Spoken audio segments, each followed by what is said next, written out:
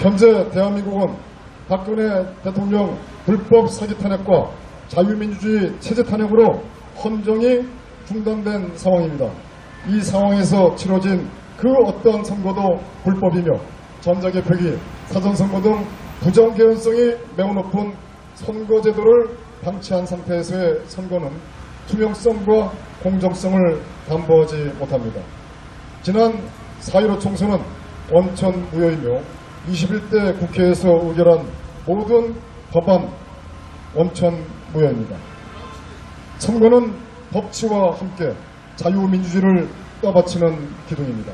따라서 선거 부정은 자유민주주의를 부정하는 것으로서 자유대한민국을 전복시키는 반역이며 반란으로서 선거의 공정과 투명성에 실종된 중앙선거관리위원회는 해체되어야 합니다. 또한 관련 직원들은 모두 국법에 의하여 다스려야 합니다. 선거의 공정성과 투명성에 문제가 심각한 전자개표기, 사전선거, 중국인 대표 사무원을 운영한 중앙선관위의 의도는 매우 의심스럽으며 이 제도는 반드시 철폐되고 투표소 수개표를 도입하여야 합니다. 대한민국의 대통령은 박근혜 대통령이십니다. 박근혜 대통령께서는 김대중 추종 종북반미 친중 세력들과 김영삼 종북 세력, 기회주의 세력 등에 장악된 위장보수 야당 세력들에 의하여 아무 죄 없이 탄핵을 당하셨습니다. 국가안보 파괴, 국군해체, 적화상황, 경제파괴, 원자력 발전 파괴, 민생 파탄, 외교고립, 헌정 파괴, 불법 부정부패 타락, 코로나 정치방역, 검증되지 않는 살인주사 접종 등 대한민국의 모든 비정상 상황은 박근혜 대통령의 복귀만이 이를 해결할 수 있습니다. 오늘 박정희 광장 대한문에 모이신 여러분들이 애국자이시고 이 나라를 구할 전사이십니다. 진심으로 존경합니다. 탄핵의 진실, 대한민국의 현실, 이 나라를 어떻게 하면 구할 수 있는가 하는 진실을 알리는 것이 자유혁명이고 우리가 승리하는 지름길입니다. 조국 자유대한민국을 사랑하는 동지 여러분, 다시 뵙게 돼서 반갑습니다. 생업과 경주사 등 공사관계로 바쁘신데도 문재인 종북 조직 세력의 적화를 막고 이 나라를 바로서기 할 일념으로 함께해 주신 태극기 동지 여러분께 머리 숙여 깊은 감사를 올립니다. 저는 태극기 국민 여러분께 대하여 경례!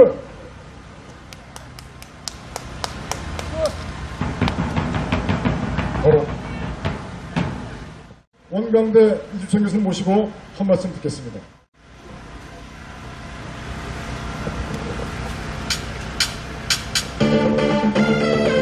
박정희 광장 대안으로 집중합의 대결 종북 주사파 몰아내자 자유민주주의 지켜내자 박정희 광장 대안으로. 네, 반갑습니다.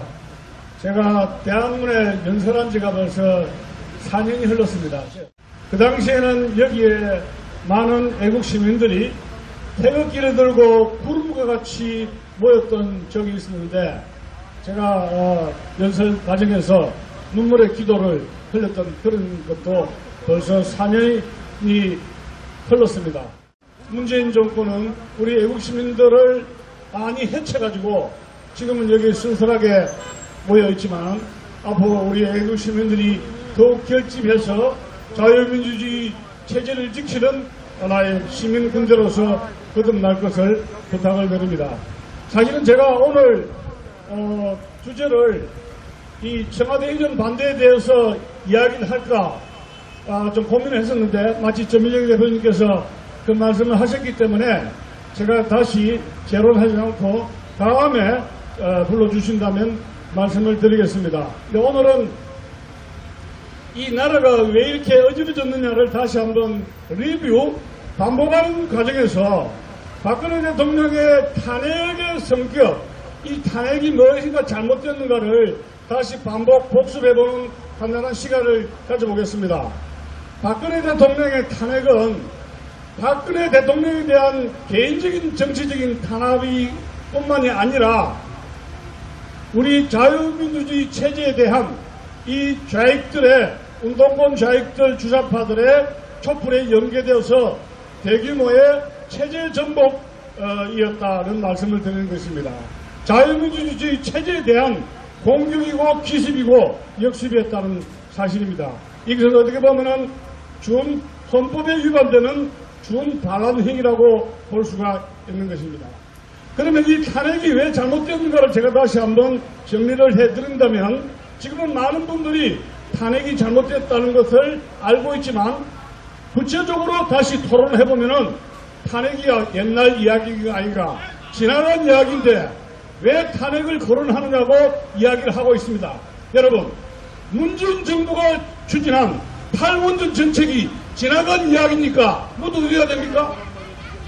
검정교과서에서 문재인이가 촛불을 하고 이렇게 흔드는데 그 검정교과서 지나간 교과서니까 그대로 고치지 말고 그만둬야 됩니까? 그렇지 않지요. 잘못된 정책은 고쳐야 됩니다. 지금 청와대 이전도 진행 중입니다.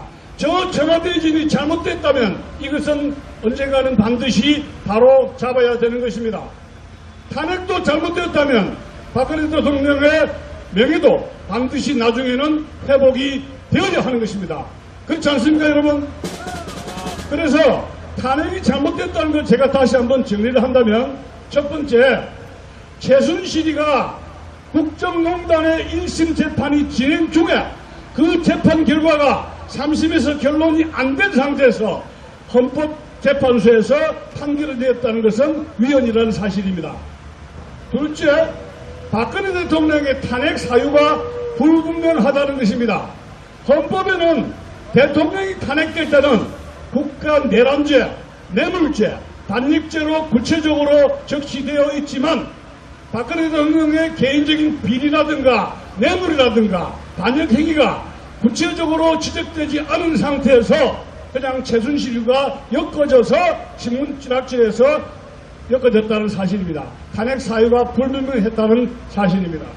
셋째, 국회 법사위에서 충분한 토론을 거치지 않고 졸속으로 탄핵 법사위에서 토론도 거치지 않고 헌법재판소에 그 결의문을 바쳤다 하는 점입니다. 국회 토론이 부재했다는 것이고, 네 번째, 헌법재판소 판사인 강윤원 판사가 국회 코치를 해가지고 국회 탄핵의 결의문을 수정해서 박근혜 대통령이 잘 탄핵되도록 국회 코치했다. 이것은 분명히 불법이라는 사실입니다. 다음에 다섯 번째로 헌법재판소가 8명이었는데 이것은 반드시 짝수에서 홀수가 되어야 됩니다. 헌법재판소 소장이 임명되지 않은 상태에서 8명이 이정미 재판 소장 대행이 자기 임기가 끝날 때를 욕심을 부려서 억지로 탄핵했다는 것은 이것은 분명히 불법인 것입니다. 그 당시에 황교안 씨가 강력하게 이 문제를 제지하지 못한 것은 큰 실수다, 이렇게 볼 수가 있습니다.